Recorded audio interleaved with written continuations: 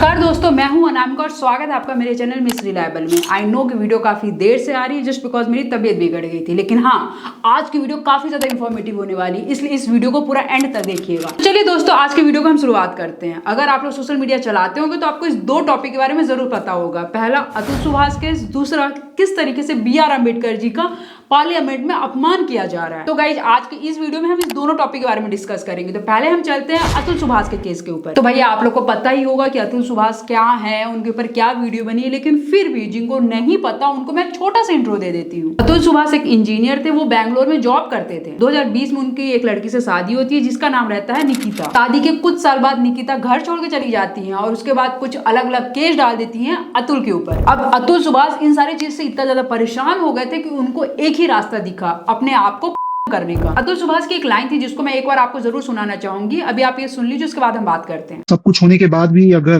Court ये जज और मेरे बाकी के हरासर्स को पनिशमेंट नहीं देती है और बरी कर देती है, तो मेरा जो अस्थि है वहीं कोर्ट के बाहर किसी गटर में बहा देना चाहिए, ताकि मैं ये जान जाऊं हमेशा हमेशा के लिए, मैं ये अपना लेसन सीखता रहूं कि इस देश में क्या वैल्यू है एक लाइफ की।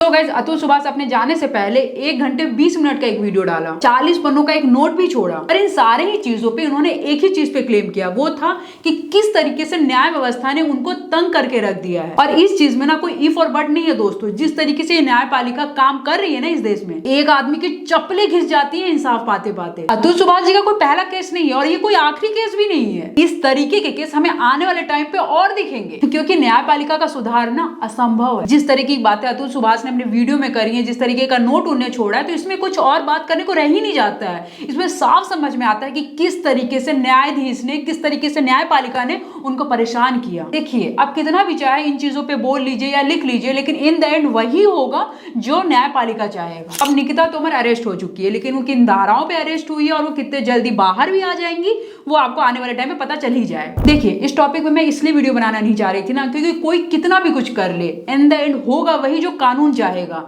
हम कितना भी चिल्ला ले, बस 2-4 दिन का दबाव बनेगा, लेकिन होगा वही जो कानून चाहे। देखिए, जब मैं आज ये वीडियो शूट कर रही हूँ ना, तभी सुप्रीम कोर्ट का एक ऑर्डर आता है कि एलिमनी का मतलब ये नहीं होता कि एक व्यक्ति अपनी आधी संपत्ति दे दे। देखिए, इस तरीके के डिसीजन पहले भी आ सकते थे, ऐसा नहीं है कि आज केस हुआ तो आज ही आना था। लेकिन ये चीज हमें ये बताता है ना कि न्याय कितना ढीला है इस देश में। देखिए, अब लोगों ने इसके ऊपर लिखा है, बोला है, तो लोगों की उम्मीद क्या होगी कि पार्लियामेंट में इस मुद्दे को उठाया जाए। लेकिन क्या पार्लियामेंट में इस मुद्दे को उठाया क्या? बिल्कुल भी नहीं। पार्लियामेंट में क्या मुद्दा उठ रहा है कि भाई BR अम्बेडकर जी की इज्जत कौन सबसे ज्यादा करता है। मतलब मायावती जी को तो साइड में रख दो, मेन पार्टियां हो गई बीजेपी और कांग्रेस, भाई ये इन पे लड़ रहे हैं। अब जनरली गाइस, यहाँ पे जिनको नहीं पता, मैं उनको एक छोटा सा इंट्रो देना चाहूंगी कि पार्लियामेंट में अमित शाह जी के एक स्टेटमेंट को लेकर काफी ज्यादा हल्ला हुआ है। अब ये स्टेटमेंट क्या था? तो इसमें कांग्रेस का ये क्लेम करना है कि अमित शाह ने BR अम्बेडकर जी की इंसल्ट की है। अब यहाँ पे कांग्रेस हैंडल ने जो वीडियो पोस्ट किया है ना, वो वीडियो मैं आपको दिखाना चाहूंगी।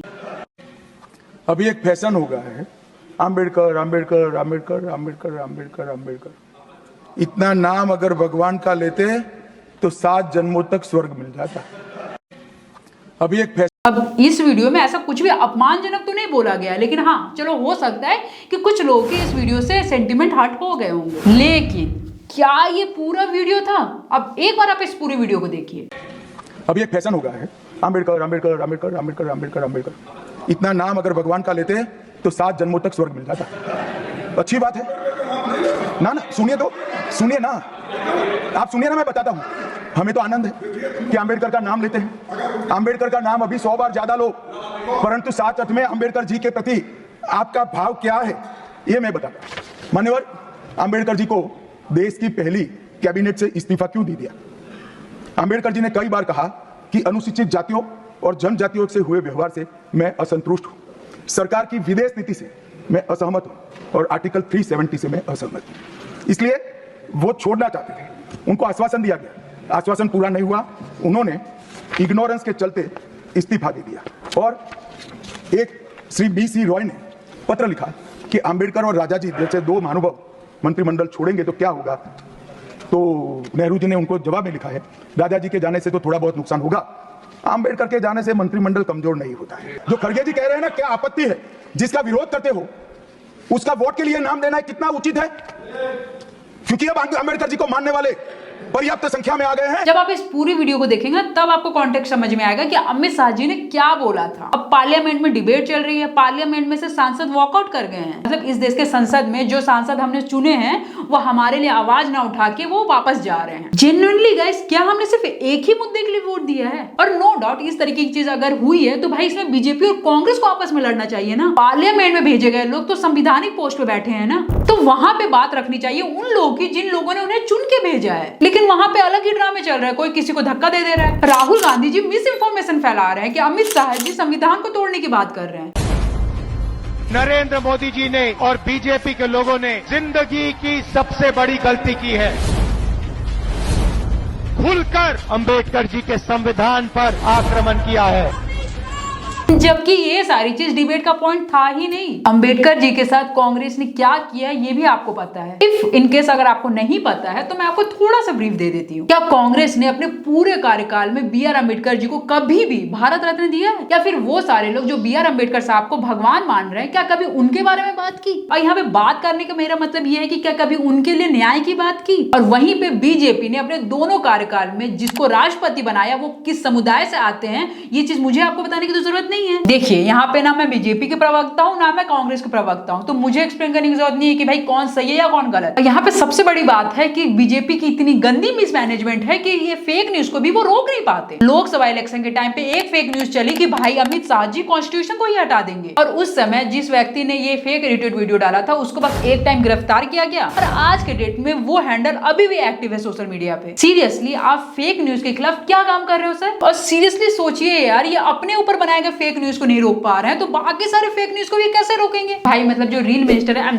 सॉरी, जो रेलवे मिनिस्टर है और हाँ जो साथ में आईटी मिनिस्टर भी हैं, वो क्या कर रहे हैं? वो विथहेल्ड नहीं कर सकते इन सारे अकाउंट्स को। पॉइंट इज दैट, वापस हम वहीं पे घूम के आते हैं। बात थी यहाँ पे अतुल केस के बारे में। क्या पार्लियामेंट में एक बार भी इस मुद्दे को उठाया गया? क्या लॉ मिनिस्टर ने इस पे एक भी ट्वीट किया? क्या सुप्रीम कोर्ट ने इसके ऊपर संज्ञान लिया? क्या जिस जज के ऊपर इल्जाम लगाए गए थे उसके ऊपर इंक्वायरी हुई? क्या वाकई में इस तरीके के केस आगे रुके? नहीं, इनमें से कोई भी चीज नहीं हुई। हुआ क्या अतुल सुभाष के सारे ही वीडियोस को इंटरनेट से डाउन करा दिया गया। अब मैं जब इनको रील मिनिस्टर बोलती हूँ तो सब मुझे ऐसा बोलते हैं कि भाई आप ऐसा बोल रहे हो। इनसे फेक न्यूज चलाने वाले पोर्टल विथहेल्ड नहीं हो रहे हैं, लेकिन हाँ जो अतुल सुभाष के ऊपर वीडियोस बना रहे हैं वो वीडियोस जरूर डिलीट हो रही हैं। देखिए मैं जानती हूँ कि आपका ये पर्सपेक्टिव हो सकता है कि भाई लोग इनसे इंस्पिरेशन ना ले, लेकिन ये चीज का तरीका ये नहीं होता है। अगर देश के लॉ मिनिस्टर ही आके एक कॉन्फ्रेंस कर देते ना तो लोग के अंदर मोटिवेशन आ जाता कि भाई वाकई में एक व्यक्ति सबके लिए मिसाल बन के गया। लेकिन ये सारी ही चीज नहीं हुई। पार्लियामेंट में हो क्या रहा है कि कौन व्यक्ति किस व्यक्ति का कितना सम्मान करता है। मतलब मुझे हंसी आती है यार इस देश के नेताओं को देख के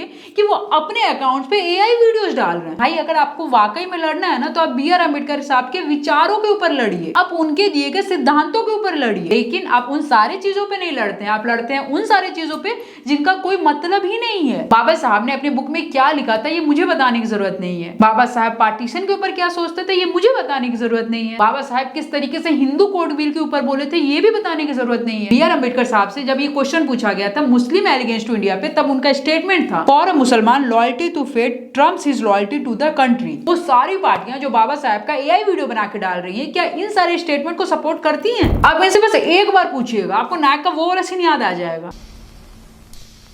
पॉइंट इज दैट ये लोग सिर्फ सॉफ्ट टारगेट कर रहे हैं, इसके अलावा और कुछ भी नहीं। आई होप सो आपको मेरी इस वीडियो से कुछ अलग इंफॉर्मेशन मिली होगी जो अब तक आपने इंटरनेट में नहीं देखी होगी। आने वाले वीडियोस पे हम और बाकी सारे टॉपिक पे भी डिस्कस करेंगे कि किस तरीके से डॉरी केस को लेकर फेक एलिगेशन लगाए जाते हैं और ऑन ग्राउंड वाकई में जो गाँव के स्तर की महिलाएं हैं, जो बिल्कुल नीचे ही तबके की औरतें हैं, उनकी बातों को किस तरीके से दबाया जाता है। इन सारे ही टॉपिक्स पे डिस्कस करेंगे हम आने वाले वीडियोज में। आई नो कि इस वीडियो को मैंने काफी दिनों बाद डाला है, तो प्लीज इस वीडियो को सपोर्ट कीजिएगा, मेरे चैनल को सब्सक्राइब कीजिएगा। बाकी मिलते हैं नेक्स्ट वीडियो में। जय श्री महाकाल।